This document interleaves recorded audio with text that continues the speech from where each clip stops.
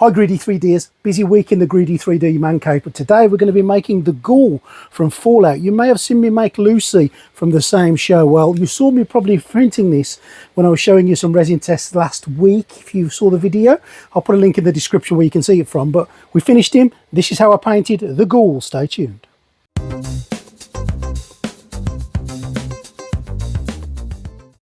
We got the Ghoul from Ghoul Sculpts. Now, if you're a member of their Patreon, you actually get 60% off any of their products on CG Trader. So it's certainly worth considering. And they do some fantastic other prints. I'm sure you saw my Lucy from Fallout. That was a Ghoul Sculpts also. So head along to their Patreon. I'll put a link in the description. And this is where we grabbed it from. I'm going to be using the Haygears Ultracraft Reflex to print it, and this is their blueprint software. I've done loads of reviews on this printer. It is the best printer of 2024 in my humble opinion, so make sure you grab it. I've used the single click slice to do all of this, where it does everything for you, and I'm going to be printing it today using some Jam J water washable ABS like resin. This is a fantastic resin, and if you saw my review recently where I showed you using this resin in my Haygears Ultracraft Reflex, you will see that the results that I got with it are nothing short of astounding. And I printed the whole of the Ghoul except the base on this printer using this resin. And mid-print there he is having his good old bathe in the Jam J resin. I then cleaned everything, sanded everything, and made sure there's no divots or bits and pieces on it before priming it in this Chaos Black. Now, Chaos Black is not the cheapest primer, but it is certainly, in my opinion, again, the best. Before I moved on to my airbrush, Magnolia Brown for his jacket. Now, his jacket is a very dark leather colour, so I'm going to let the black come through. I'm not going to put a really thick coat on, but I do want to get this Magnolia Brown on 90% of the jacket. Now, painting leather is always a little bit of a difficult thing. Getting a good black base, which I've used with the Chaos Black obviously, is really important, and let some of that black come through. If you look at natural leather, you can see shadows in it and shades in it, and we'll be doing a bit of work at the end of it all, but get this on a nice even layer, especially on the outer edges, and you can see that's what it's starting to look like with everything on it. I'm going to do a bit more work and give it some highlights and some lowlights, etc. But don't forget to do both of the arms where the jacket will obviously join and come down. Next, we're going to move on to his hat. Now, his hat needs to have a base layer, and I'm going to use leather brown for that. We're going to make his hat look a little bit more battered and worn in the dry brush stage, but at this moment, leather brown, letting some of that black come through again. It's like a leathery kind of look. Whilst I've got the leather brown in hand, I'm going to just go over his shoes and boots again.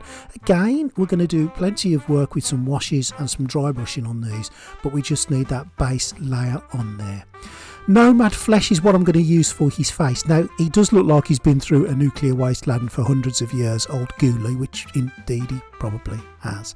So I'm just going to get this base layer of this Nomad on there. I'm going to do some washes on him. I'm going to do some dry brushing on him. So make sure when you've done this, I'm going to use some Crystolium clear lacquer just to seal the base layer in. And that's what he looks like. I'm chuffed with that. Don't worry about it. It's going to get lots of battering. Uniform grey now is what I've moved on to give his trousers just a speckle of grey. If you look at the reference pictures, his trousers aren't black, they're kind of very light grey. So I'm just going to literally show the paint the trousers, especially on the higher edges, and give it a coat all over. It's going to have some more dry brushing and some washes later. Now, we're going to start off with the Ghoul's head, and I'm using some flesh wash from the Army Painter here. This flesh wash I'm just going to put on my OCD brush. This is the one that will set anyone with OCD off, because it's an awful brush. I'm just going to pop it on there. I like this brush though, because it's got lots of surface area. It's really good. And I'm just going to use a sponge to dab it off. I don't want to get all of it off. I just want to get some of it off. I want it to stay in the crevices and the indentations of his face. So I'm going to put another layer on here, and I'm going to leave the majority of this one on. I am going to get a little bit of it off, but I want to get it into his eye sockets. I want to get it into his nostrils, around his ears, in the little little grooves of his face.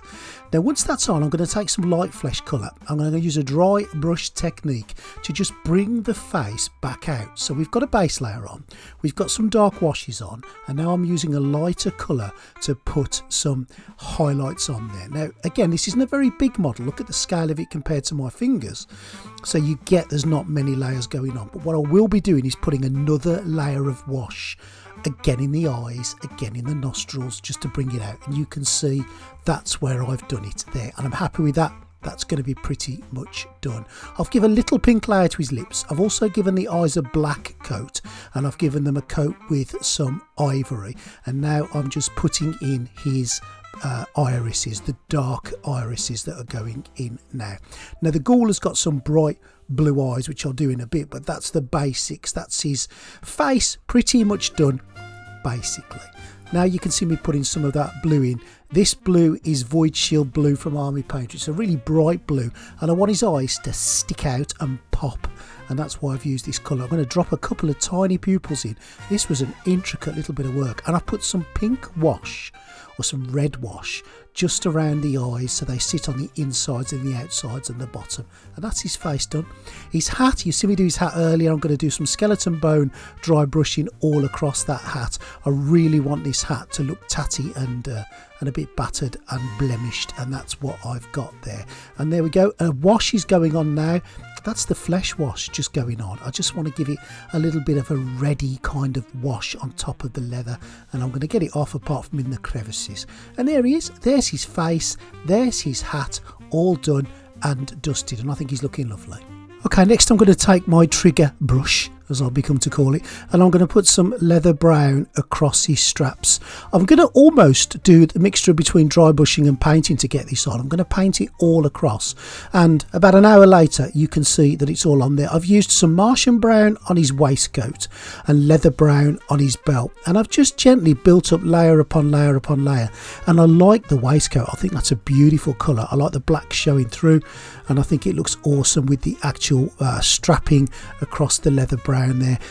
Beautiful colours. I think they look really good. You can see me putting a hint of blue on there. I've used two blues on his collar, ultramarine and that Void Shield blue, and I've just added that where the reference picture says there's a little bit of blue, and it just take away from the monotony of the brown and the earth colours.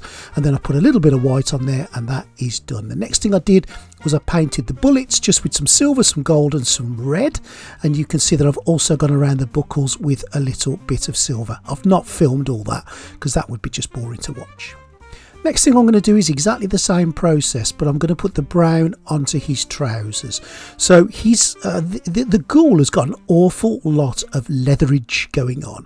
So I'm going to paint all the bits on his trousers, his holsters, the pouch that holds his knife. I'm going to give that a layer across with the brown, and you can see it's that mixture between dry brushing and painting that gets a nice thick layer of brown on. And once that's done, I've done a bit of silver work on him, and I've given the handle of his knife a Martian brown colour, gone over the buckles, etc. His leather work is nearly done. We haven't finished it yet. We're going to do a little bit more to it, but the base is on there. I've now painted his gun. It's Martian brown for the brown bits, and I've dry brushed some silver on the silver bits, and that gun is done. He's also got like a little pistol, and I've done exactly the same colours and exactly the same silver from reference pictures on there. The next thing I'm going to do, and this is the big thing really, is take some skeleton bone and I'm going to dry brush all the leather work. I'm going to get the leather work, and that includes his jacket, because don't forget his jacket is leather as well. And I'm going to go into all the nooks, the crannies, the folds especially of his leather. I'm going to give that a sort of a blast across. I want it to look like the outside of the leather is worn and tatty, and it's got natural wear where it would have folded. So I'm going to go over the leather, I'm going to go over his coat, I'm going to go over his waistcoat. This skeleton bone, I've often said this is my favourite colour. It is so versatile. It's really wonderful, and once I've done everything, that's what he looks like. And you can see he's got that I've been wandering around a nuclear wasteland look, and that's what we're after. I'm doing exactly the same with his legs, to his shoes and his holsters, etc, etc.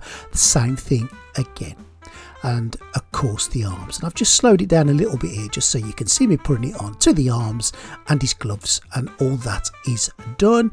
I'm now going to take the base, and I'm just going to use some of that leather brown to do the wood. And then once all the wood is done, I'm going to take some of this Vallejo thick mud and I'm going to splodge it on there. I wanted the mud on there because I wanted this to match Lucy. Lucy's got a muddy base and I'm going to put the two of these together. So I just want to make them look like they're on the same wasteland. So I'm giving it a complete coat all the way across of the mud. And that's pretty much him done. Tell me what you think.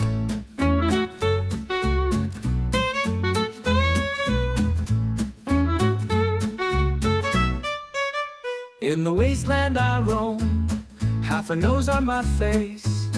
Life's a chase for pay, surviving day to day. Ghoulified and scarred, nuclear skies above. Radiation's my card, no room in this for love. I'm the hunter in the night, with my shadows I fight. Grew up where Howard's my name, in this wasteland full of pain. Town to town I wander, echoes in the dust. No allies, just cumbersome, in this world we'll rust.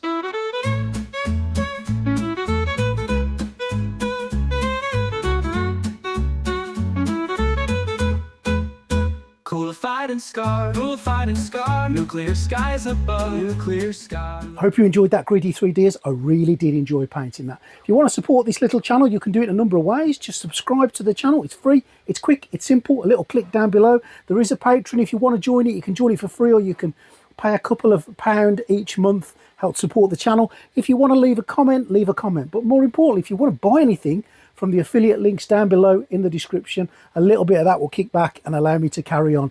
I really want to hear what you think about the Ghoul today. I want to hear, do you like it? Don't you like it? Would you have done anything different? What would you like me to do next? Keep it clean. Thanks very much. See you next time on Greedy 3D.